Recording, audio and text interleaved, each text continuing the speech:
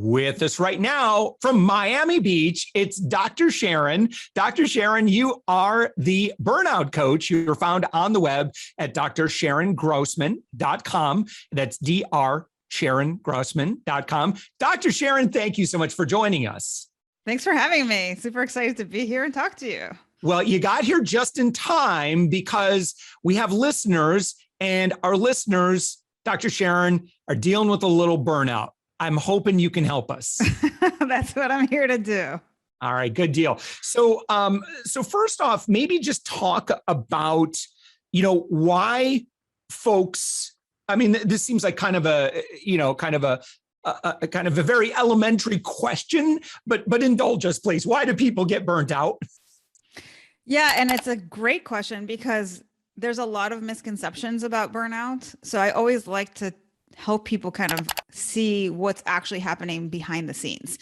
So usually when people come to me, it's because they see their circumstances as the culprit. They'll say, it's my industry, it's my job, it's my boss.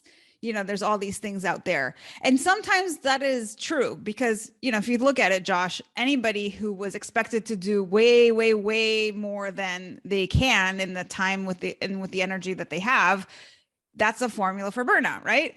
But I think also there's a lot that we bring to the table in terms of how we perceive our situation. And it's super interesting. I was just reading this article because somebody told me, I work with a lot of physicians. Someone told me that anesthesiologists are like have the biggest burnout of all doctors. Wow. And they did this research study, and what they were pointing to was these factors that lead them to burnout were like that they perceive, this and that about their job. So, and that's essentially what I'm seeing a lot is people perceive either the demands to exceed their resources, that their boss doesn't appreciate them, that there's like some sort of idea that you have that, I can't handle it. It's too much for me. I'm not good at it. And then we have all our own quirks that come into the mix, things like imposter syndrome and perfectionism that is really an internal struggle that we have. And we bring that to every job that we go to. So the solution isn't necessarily to say, this isn't working, I need to quit my job and I need to go somewhere else. And that's often where people are at because they're like, I'm trying everything and nothing's working. My performance has declined. I don't know what to do. The solution must be to go somewhere else. And I've had clients who have done that and then they still show up to work with me because, it's still not working after the third and the fourth job. And so what I always tell people is first work on yourself. And if that doesn't solve the problem, then we can talk about maybe changing your job or your career. But so much of the time, it is really our mindset that's contributing to the issue. Yeah, it's, if you keep, it's like in relationships, right? You keep seeing these same patterns emerge in relationships. At some point, you might want to say, well, wait a minute, am I helping to create this or not, and so, but there are really situations where, let's say, for example, folks that are working within the healthcare industry, it's a tough time. I mean, if you're 100%. A frontline nurse in the ICU, I mean, it's been rough, and we're not superhuman. So, I guess talk about, healthy boundary setting as well in terms of, being realistic about what our capabilities are and honoring that.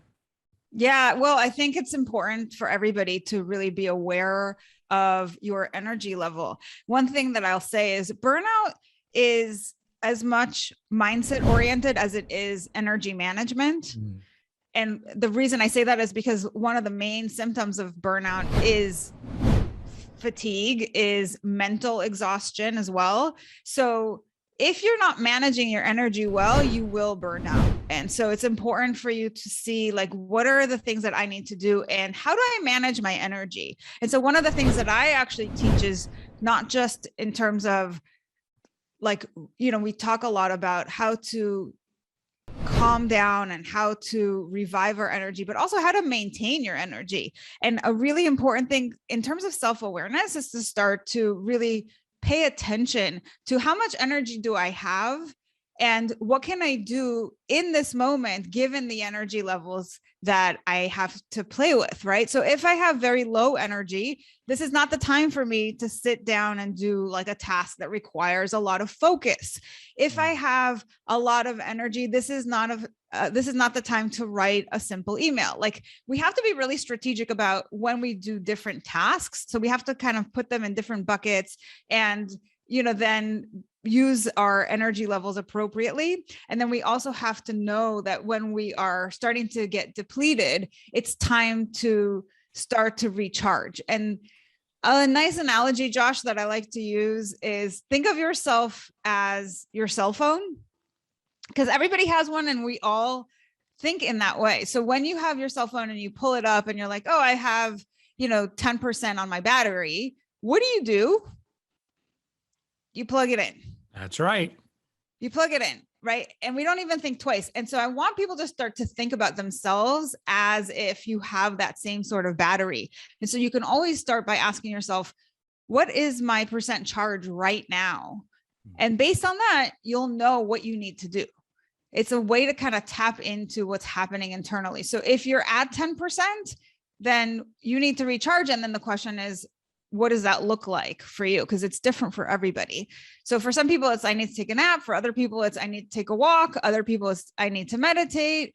I need to drink some water, whatever, right? And if you're at 80%, then you could probably do your work and not have to worry about it. So it's really just about tuning into your energy levels throughout the day and figuring out, what do I need to do? And then you were talking about boundaries. That's also really important because, a lot of these organizations that people work for these days, they're seeing people drop out left and right because of burnout. And then instead of hiring new people, they're taking the pool of people that they have. And they're like, now you're going to do the job of 2 or 3 people, right.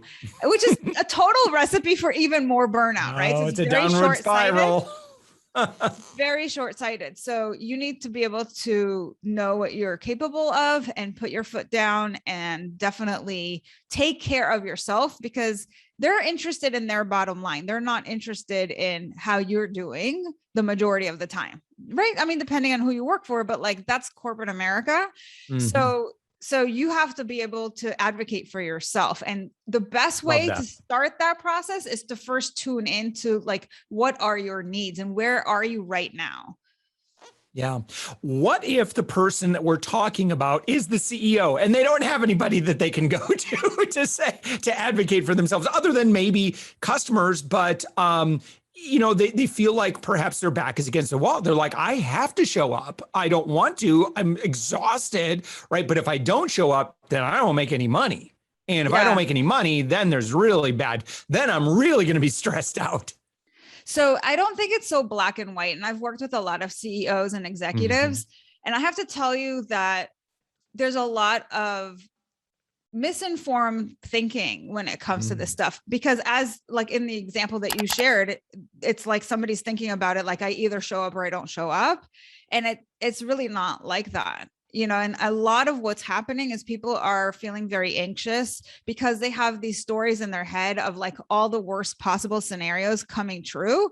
And I've had people that I've worked with that were in very high positions that even if they were in that position for over a dozen years, they still felt that they were going to get canned at the end of the day, or that they were going to lose their business. And I think it's really about knowing how to work smarter, not harder, and that you can hire people to do certain things and take things off your plate. You can have systems in place, Josh, like we were talking about before, where, you're not having to do everything. So I think if you're doing too much, you're probably doing it wrong. There's probably more that you can do to really release some of that, either mentally from your mind or like physically from your plate where other people are taking things on. And I think like a lot of times CEOs get stuck in that exact paradigm because they have that perfectionistic tendency and they don't trust other people to do as good a job for them. And so they feel like they have to do it all themselves. So, there's different reasons why people burn out. And it doesn't matter if you're the CEO, if you're an executive, or if you're just like an employee of any sort. I think we're all dealing with the same thing. It's all like dealing with our mind and dealing with our energy management. And if you're not doing those two things, you really are at risk. Yeah. Dr. Sharon, for folks that work in sales in particular, and again, and I like this. I like the analogy you gave. So I know that one thing that I will do, right, is if I look at the list of things that I need to do and I say, well, I have to record all these videos for these customers, that sort of thing, that's kind of emotionally taxing for me. I'm not quite ready to do that. So I will do that, but I'm going to be doing something that's a little bit, maybe writing an email is not nearly as emotionally taxing. So like, I like this idea of getting clarity over our task and which things are like, well, I really need to be kind of at a 7 or 8 in order to do that. I'll do that. Let me take a walk around the block, walk my doggy, take a break, I don't know. Are there any other immediate quick fixes? However, when we just have to, like, look, I can't leave until I get this done and I have to do this right now. How can I charge myself back up? What are some of those great coping tools that we can use? Well, I think the first part of my response to you is it's not like you're going to come in and do it all wrong and then figure out how to recharge. I think you want to start off with first knowing when do you work the best. Like some people are real morning people and they have the most ability to be focused for if they need to sit down and work on writing or any sort of a task that takes a lot of mental focus, they can sit down for 2 hours in the morning. And other people are night owls and they work best at night. So everybody has to know like what is your circadian rhythm, what is your like best time of day to get stuff done. You start with that. And so if you know all the things that you need to get done in a day, which requires a lot of planning, right? And not being so reactive, then what you do is you plan to take, if you're a morning person, you're going to work on that project that's going to require the most mental focus in the morning. And you're going to schedule all those little tasks. If like a lot of people will eat lunch and then their energy kind of drops. And it's especially if you're eating like a lot of carbs, but also because like you've just spent the whole morning focusing and now like you have less energy. That's where people are like reaching for the sugar and the coffee and all the things to kind of perk themselves back up. So I would say rather than, okay, I have to get it done and I can't go home. And then what it requires of you is to work longer hours. And instead of getting it done in a half hour, now it's taking you an hour and a half to do the same task. Right. Be really strategic and do it when you know you have the most energy. But to your point, there are still things that you could do to boost your energy. And that is, things like, and again, it's going to differ for everybody, but you have to ground yourself. And I think we spend a lot of time indoors. We wear plastic shoes, we're disconnected from the earth. So I would say, take your shoes off. I would say go outside, go for a walk, breathe some fresh air, keep yourself hydrated, and then take breaks throughout the day. So, I think one of the things that also gets in the way for people in getting their work done is they're so distracted. We have constant emails and text messages and social media, and then people are calling you and they want to talk to you and they're just stopping by your desk or whatever the case may be. Or if you're working from home, you have a dog, you have a baby, you have people knocking on the door, bringing deliveries, like all these things are happening. You have to be super disciplined to focus. So like if you have that 2-hour period in the morning where you have the most energy, do not let anything get in the way of that time. Don't break your concentration so that you can get the stuff done. And then you're good for the day. Like if all you did after that was have lunch and do some emails in the afternoon, you could probably call that a day. Whereas if you're not super focused, if you're constantly being distracted, if you're doing your work in the wrong time of day, it's going to take you a lot longer. You're going to end up working more hours and having less to show for all your efforts. And that's where people's confidence starts to become affected because they see their performance declining. They have less energy. When they have less energy, they're less able to focus. It's this whole cycle, Josh, that happens when we're burned out, and it kind of feeds on itself. So if people are in that position, they really need to take a look at what they're doing and whether it's working and what they can do to really optimize their circumstances and the way that they're showing up for work. Yeah. Dr. Sharon, I would imagine, I was kind of joking as soon as we popped on. I'm like, I bet you're really busy because there are a lot of folks, not just, I hear this not just from individuals, but I hear this a lot from leaders. Like burnout is impacting our organization, our productivity, our sales. Like it is just, it's draining us right now.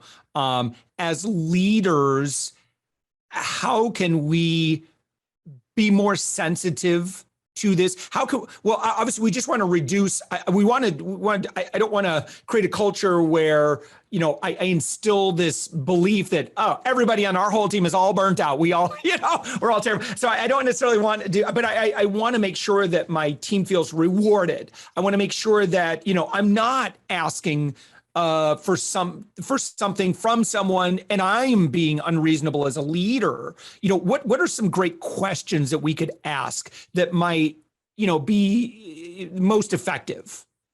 I think one of the most important and impactful questions is really like finding out what people are passionate about, because when people are working in their passion, it doesn't matter how long you work, you end up being able to sustain your energy for a lot longer. So if you're not working in something that you're excited about, that you enjoy, that you're good at, that you're passionate about, then you're probably focusing on something that somebody else can do. And I would say this is so true also for CEOs, like we were talking about earlier. Like if you're running a business, what's the part of the business that only you can do, that you're really passionate about, and everything else can get delegated, right? Like other people can do like the marketing or the sales or whatever. Like you maybe need to focus in on the vision and how to create the workforce. I think the same thing goes for leaders. When you're leading a team, is you have to find out what all the people on your team are really good at, are really excited about. And, then you can say, okay, well, there's all these different components that need to happen. And maybe like the components that Joe is interested in, Maria isn't interested in, and I can give them different kinds of tasks, and they're each tapping into their strengths and into their passions. And that's not to say that we never do something that we're not passionate about. Like we all have to be able to do things that we're not necessarily excited about. But if it's more of an 80-20 where I'm spending the majority of my time doing the things that really make a difference in my mind, that are really associated with my values, with my strengths, then I'm much better off than if it was flipped around and 80% of the time I'm doing the thing that I hate to do. Right. So those are like really great places to start, is just figuring out where everybody fits in. And then the other thing is, you got to be realistic. Like I said, if you're having people burn out left and right, and instead of addressing burnout at your workplace, you're expecting your team to now fill in the gaps and do the work of multiple people, that's not good leadership, right? So I would want to find out, if that was me, I would want to find out, why did everybody burn out in the first place, and what can we do to make it better? And there's no better way to figure that out than asking your individual team members, because they will tell you. They will tell you what they want more of, what they want less of. And it doesn't mean that they get everything on their list, but it gives you a really good sense. Where is their consensus? Where do I hear this over and over again? What are most people saying? And, way back before COVID, Josh, most people said, I want to be able to work from home. Right? Isn't that so true? Your wish has been granted. Your wish has been granted. And then what happened as soon as people started working from home is like, I can't wait to get back in the office. I got to get out of my house. I have, cabin fever and all this stuff. So I think we sometimes don't even know what we need, but and we don't want to be extreme in things. So maybe like the best thing is having a hybrid model where you work from home some of the time, and then other times you come to the office. And that seems to work for a lot of people because they like that flexibility. So I think it's an ongoing conversation that needs to happen in your organization so that you can really assess what are people's individuals' needs and desires, and where do they really do the best kind of work, because ultimately that's what you care about. You want to find out, how do I get the most work in the least amount of time that takes the least amount of effort from my folks? And if we can do that, then we're doing it really smart. Dr. Sharon, your book is called The 7E Solution to Burnout, and you can find that, Dr. Sharon, at your website, coaching. Well, no. It's drsharongrossman.com. So drsharongrossman.com. And you have a few other things. You've got a webinar, you've got a quiz, you've got some other great resources. If you are feeling exhausted, if you're feeling burnt out, even if you have been and you want to become, I believe, more sensitive, more resilient, and just make sure that we don't get to those bad levels of burnout, right? Because we all have the stress cycle and everything. But Dr. Sharon, at your website, what would you recommend people what would you recommend they do when they're there? Well, it really has a variety of things. The book is really if you want to coach yourself, because it's a book and a workbook in one. Mm-hmm. So that's a great resource for people who are just kind of, well, I don't know if I need coaching, but maybe I could just like figure this out on my own. I want to learn a little bit more about this. I want to have some of the skills that are going to help me, like emotional intelligence and things like that. Then that would be a great place to start. If you want more kind of hand holding through the process, more accountability, more kind of community to help you through this, then that's something that, we work together to do. And so I encourage people to book a call and find out like how we could work together and whether it makes sense for you. And I have a link on my website for that, or you can go to bookachatwithsharon.com, and that takes you right to my calendar. I love it, Dr. Sharon. Thank you so much. Again, your website, drsharongrossman.com. Thanks, Dr. Sharon. Thanks for having me.